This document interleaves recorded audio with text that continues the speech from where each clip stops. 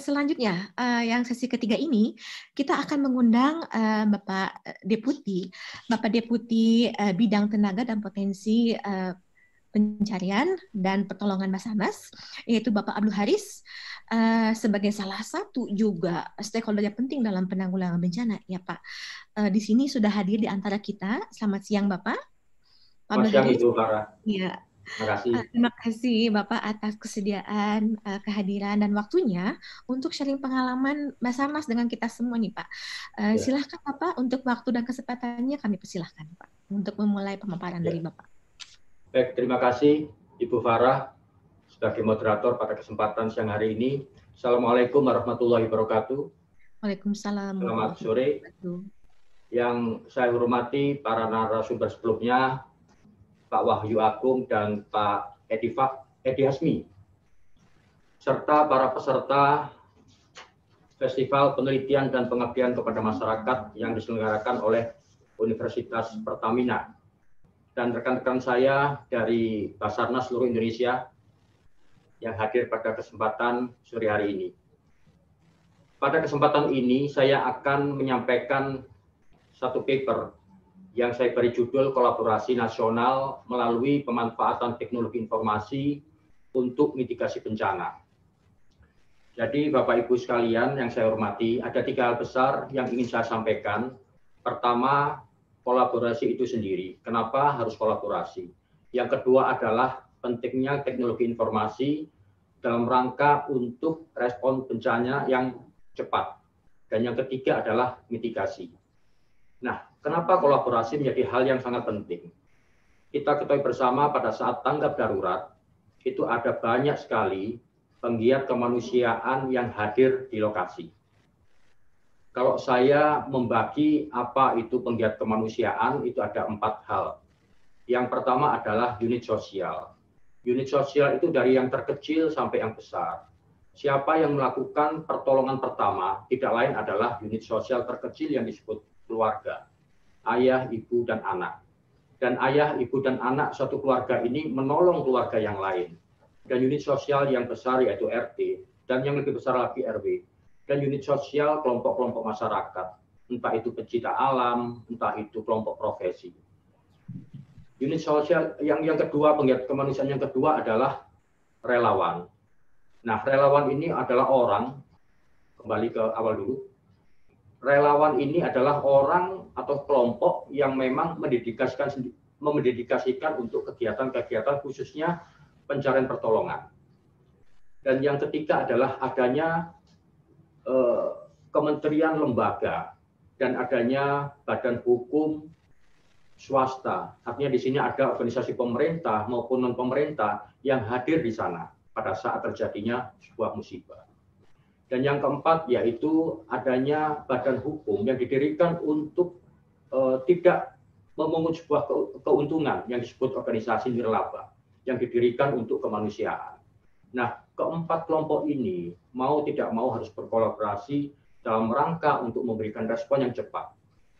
Tadi di awal webinar ini, Ibu Moderator Bu Farah menyebutkan terkait dengan kerangka kerja Sendai 2015-2030. Di mana salah satu hal yang paling penting yaitu tata kelola pemerintahan dalam rangka untuk pengurangan risiko bencana. Nah, sehingga mau tidak mau harus kolaborasi. Yang kedua adalah terkait dengan masalah teknologi informasi.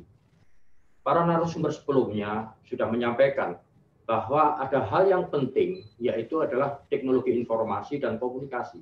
Nah, ini nanti akan saya kembangkan bagaimana teknologi informasi yang tepat guna ke depan.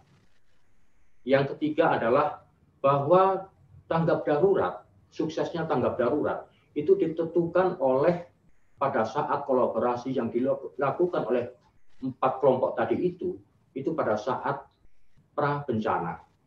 Nah, sehingga saya masuk dalam slide pertama dulu. Nah, ini ada gambar. Ya, semoga dengan gambar ini kita semua lebih memahami pada saat pra bencana itu ada 3 kegiatan, ada prevention, pencegahan, mitigation atau mitigasi, dan preparedness atau kesiapsiagaan.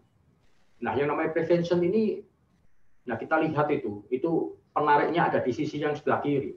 Jadi menghilangkan dan atau mengurangi ancaman bencana. Nah, ini jangan confuse dengan mitigasi. Jadi pada saat pencegahan itu ada satu usaha untuk menghilangkan dan atau mengurangi ancaman bencana. Nah, yang kedua adalah mitigasi. Mitigasi ini sudah tidak ada aktivitas untuk pengurangan ancaman bencana, tetapi di sana batu ini sudah menggelinding ini. Tetapi kegiatan mitigasi apa? Lantas di sana terlihat ada satu bangunan, orang berada di bawahnya, ya. Jadi ada satu tindakan kegiatan untuk mengurangi risiko bencana dengan cara pembangunan fisik maupun non fisik. Nah, kalau kita lihat tadi itu di gambar ini adalah kegiatan fisik, ada bangunan ya, semacam rumah gitu. Nah, sehingga kalau batunya itu jatuh itu ya insya Allah dengan bangunan ini selamat gitu. Tetapi non fisik juga ada. Artinya non fisik apa? Ya seperti yang kita lakukan pada sore hari ini dengan webinar yang diselenggarakan oleh Universitas Pertamina. Ini adalah merupakan kegiatan mitigasi non fisik. Ya, kita sharing informasi, mencari solusi bagaimana mengedukasi masyarakat dan sebagainya. Ini adalah merupakan kegiatan mitigasi. Dan yang selanjutnya adalah yang ketiga adalah preparedness, mengantisipasi bencana melalui pengorganisasian serta langkah yang tepat dan berdaya guna. Nah, tiga hal ini kami akan mendiskusikan lebih lanjut. Ada satu penulis yang menarik saya baca dalam sebuah buku tahun 2006 dalam bukunya Emergency Management menyatakan bahwa ketiga hal tersebut merupakan proses yang saling berhubungan. Jadi saya katakan pada saat tanggap darurat itu bagus, maka pada saat pra bencana itu harus dilakukan kolaborasi. Dan kolaborasi pada saat pra bencana, baik itu pencegahan, mitigasi dan preparedness ini harus dilakukan secara simultan dan bersinergi. Nah, selanjutnya adalah pada kerangka pikir, ya, sejalan dengan slide yang pertama tadi, beberapa teori dari para ahli maupun pernyataan dari lembaga internasional mendukung apa yang telah disampaikan sebelumnya. Melalui pengelolaan informasi yang baik dapat menghasilkan perencanaan operasi yang efektif. Kita ketahui bersama bahwa saat ini, tadi seperti pembicara sebelumnya, yang mewakili dari Wali Kota Padang, menyebutkan bahwa informasi itu sangat berarti, sangat penting. Banyak sekali berita-berita hoax. Nah, begitu pentingnya informasi, maka tanggap darurat yang dilakukan oleh para pihak tadi, yang ada 4 kelompok tadi itu akan bisa bersinergi. Kita ketahui misalnya contoh musibah di Palu. Ada banyak titik-titik atau area pencarian pertolongan. Tetapi ada banyak kelompok-kelompok yang berkumpul di satu titik. Tetapi di titik yang lain itu ada kekosongan.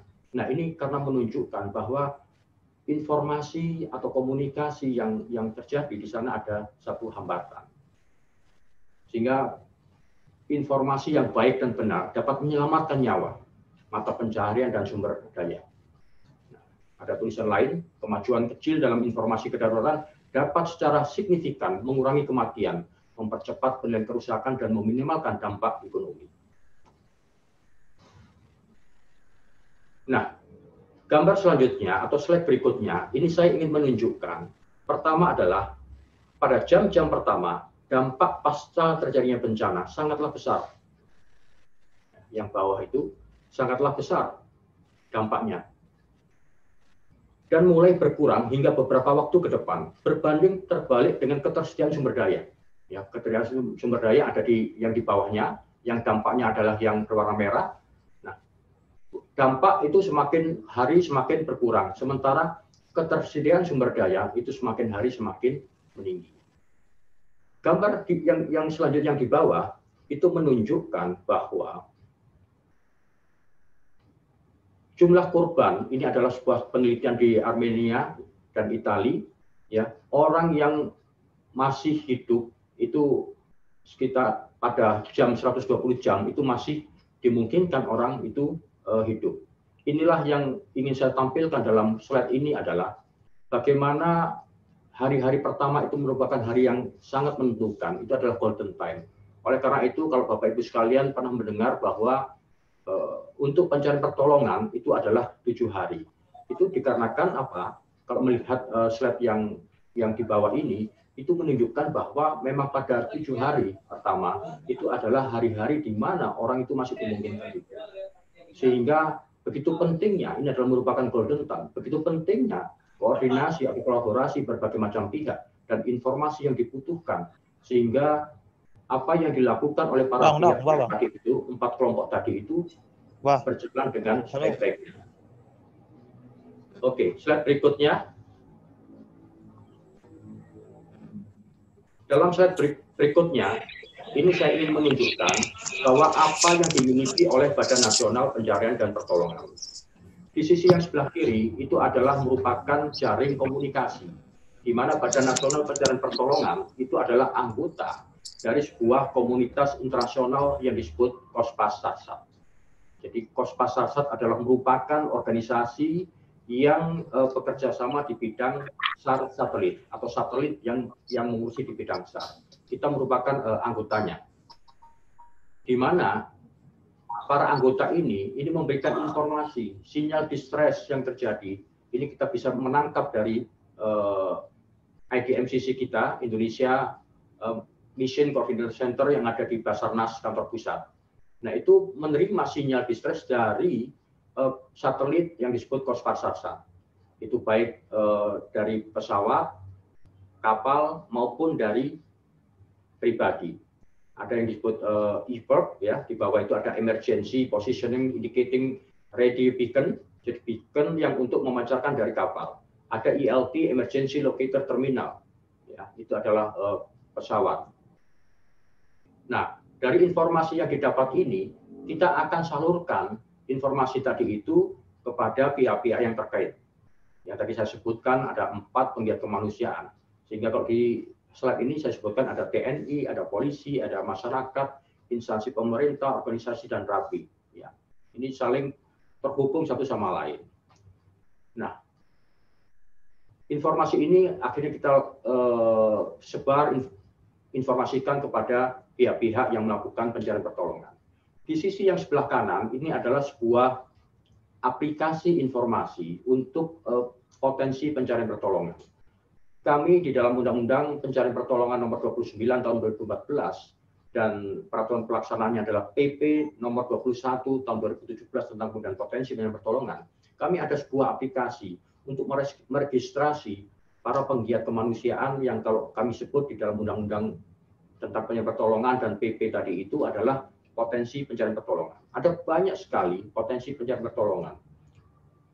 Baik itu yang memiliki SDM, sarana prasarana, teknologi informasi, dan mungkin hewan yang diperlukan. Karena pada saat bencanaan itu kita perlu yang namanya hewan, dalam hal ini ada rescue dog untuk mengetahui keberadaan seseorang hidup atau meninggal di satu tempat, misalnya longsor atau bangunan runtuh. Nah, ini kita klasifikasikan, kita registrasi. Lantas kompetensinya seperti apa? Nah, ini yang ada di dalam gambar 2 sistem informasi potensi. Jadi kedua informasi ini akan kita aplikasikan dalam pelaksanaan operasi pencarian pertolongan. Kami pada tahun ini mengembangkan kembali sistem informasi ini. Ini masih berbasis data dan kita akan buat online, baik itu untuk registrasinya maupun untuk dalam rangka pelaksanaan operasi pencarian pertolongan. Sehingga kita harapkan ke depan pada saat pelaksanaan operasi pencarian pertolongan, kita sudah mempunyai database potensi pencarian pertolongan yang terdiri dari 4 tadi yang saya sebutkan tadi itu.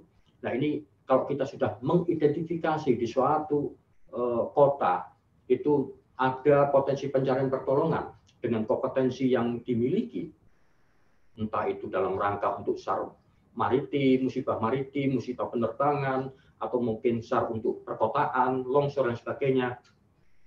Kalau ini kita sudah memiliki database, maka dari informasi ini kita akan bisa langsung eksekusi untuk melaksanakan tanggap darurat. Nah, ini yang kita harapkan. Sehingga respon time itu akan berjalan dengan cepat. Karena kita tahu bersama tadi ya, slide yang tadi saya sebutkan sebelumnya, bahwa kita punya sebuah data ya bencana di Armenia, bahwa ternyata orang yang masih bisa hidup itu ada kemungkinan hari-hari ke-5 dan sampai hari ke-7. Hari ke-7 paling-paling maksimal sekian persen. Nah, ini kita harapkan dengan teknologi ini, maka respon time itu akan dapat berlangsung dengan baik. Nah, selanjutnya adalah dalam rangka kolaborasi. Ini adalah sebuah gagasan saja. Di pemerintahan Pak Jokowi, ya, kita punya sebuah peraturan Presiden nomor 95 tahun 2018. Slide-nya belum terlihat.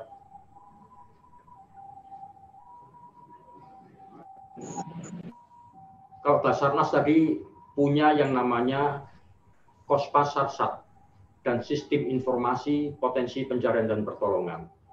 Dan kalau kita melihat secara nasional, sementara dari sisi perangkat peraturan kita punya peraturan Presiden nomor 95 tahun 2018 tentang sistem pemerintahan berbasis elektronik, di mana menetapkan agar setiap instansi pemerintah di pusat dan daerah menggunakan aplikasi umum berbasis elektronik dengan prinsip pengelolaan yang efektif, terpadu, berkesinambungan, efisien, akuntabel, interoperabilitas, dan keamanan. Nah, para pemangku kepentingan di bidang kebencanaan dan yang terkait seharusnya dapat mengimplementasikan Perpres tersebut dalam satu sistem yang terintegrasi. Bisa saja konsep ini disebut sebagai Indonesia Disaster Management and Coordination System yang berbasis pada teknologi di masing-masing kementerian atau lembaga. Kita ketahui bersama bahwa BMKG memiliki sebuah sistem, early warning system. Ada INARIS miliknya BNPB. Terus ada juga sistem informasi geografis, One Map, One Policy, miliknya Badan Informasi Geospasial. Dan Basarnas sendiri yang tadi saya sampaikan ada Kospasarsat dan Sipinpol. Nah, ini kalau kita satukan, kolaborasikan teknologi informasi dan komunikasi ini, nah ini akan lebih baik lagi. Sistem tersebut tersimpan dalam satu server utama dan cadangan.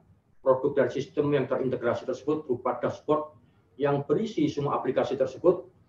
Dashboard dapat diakses secara real time oleh dedicated user maupun pusat pengendalian. Informasi yang sama dapat juga diakses melalui internet maupun disebarkan ke media maupun media sosial secara terbalik. Informasi real time dari media maupun media sosial dapat dikirim kembali ke server sebagai tambahan informasi langsung di lapangan. Jadi ini adalah sebuah konsep sebenarnya. Nah, ini mungkin dari teman-teman dari akademisi bisa melakukan penelitian terkait dengan ini. Karena sesungguhnya kita sudah memiliki peraturan Presiden tadi. Alangkah baiknya kalau ini dikelola secara nasional. Nah, selanjutnya adalah, ini adalah sebuah, saya mengambil dari sebuah jurnal penelitian, LIU 2011, yang menyatakan bahwa teknologi informasi dalam kebencanaan dapat menjembatani beberapa hal sebagai berikut. Kita perhatikan di sini ya. Pemerintah itu menyediakan infrastruktur dan layanan, ya, akses informasi yang aman. Akses informasi yang aman, responsif, dan terkontrol dengan cara pemerintah yang menyediakan infrastruktur dan layanan, sedangkan layanan aplikasi berasal dari NGO atau sektor swasta. Jadi mungkin ke depan ada penelitian terkait dengan ini. Ini sesuatu yang menarik, karena itu tadi, informasi dan komunikasi jangan ada ekosektoral, sehingga ini kita berharap kolaborasi dalam rangka untuk mendapatkan informasi yang lebih baik lagi. Penggabungan data dan informasi yang tersaring berbasis internet dari crowdsourcing yang berasal dari masyarakat yang berada di lokasi maupun lokasi terdampak. Sehingga pada saat melakukan assessment awal, apa yang terjadi di satu tempat terdampak itu mendapatkan hasil yang maksimal, sehingga tindakan yang dilakukan atau pemberian bantuan itu dapat lebih terarah. Dengan penyebaran sensor maupun teknologi yang dibangun oleh kementerian lembaga, maka pertukaran data dan informasi akan semakin baik. Masing-masing pemangku kepentingan makin mengenal SOP-nya dengan tujuan meminimalisir risiko, menyelamatkan banyak nyawa, dan melindungi aset. Nah, yang terakhir ini adalah sebuah quote dari saya. Seperti yang tadi saya sampaikan, bahwa ada banyak pelaku atau penggiat kemanusiaan yang berada pada saat tanggap darurat. Maka kolaborasi itu sangat dibutuhkan dan menurut saya adalah sesuatu yang harus. Saya menulis di dalam dan membuat sebuah YouTube, mungkin bisa dilihat di Haris Akadi Basarnas, YouTube saya. Di sana ada saya menyampaikan beberapa gagasan terkait dengan kepemimpinan kolaboratif. Kenapa harus kolaboratif? Karena tadi ada banyak para pihak. Dan apa kompetensi dari kepemimpinan kolaboratif? Ada 4, yaitu kepemimpinan diri, ya, masing-masing melihat dirinya sendiri bagaimana. Terus selanjutnya adalah perlunya sebuah kemampuan atau kecerdasan. Kita harus benar-benar tahu kecerdasan atau kemampuan bagaimana melakukan pencarian, evakuasi, dan perlunya teknologi informasi tadi itu. Dan bukan itu saja kemampuan yang dibutuhkan, perlu adanya emotional quotient, ada perlunya kecerdasan spiritual seperti itu. Dan yang ketiga adalah bagaimana kita bisa melakukan orkestrasi tim, karena ada banyak sekali di sana pelakunya. Dan yang terakhir adalah networking. Nah, terima kasih Basarnas sudah diundang pada kesempatan ini. Ini adalah kita bisa menjalin hubungan yang lebih baik lagi. Sehingga quote saya adalah kepemimpinan kolaboratif pada dasarnya adalah kepemimpinan yang berasal dari dalam diri sendiri yang diaktualisasikan ke dalam bentuk kolaborasi berlandaskan pada jati diri atau fitrah manusia. Saya kira itu yang bisa kita sampaikan pada saat ini. Terima kasih. Assalamualaikum warahmatullahi wabarakatuh.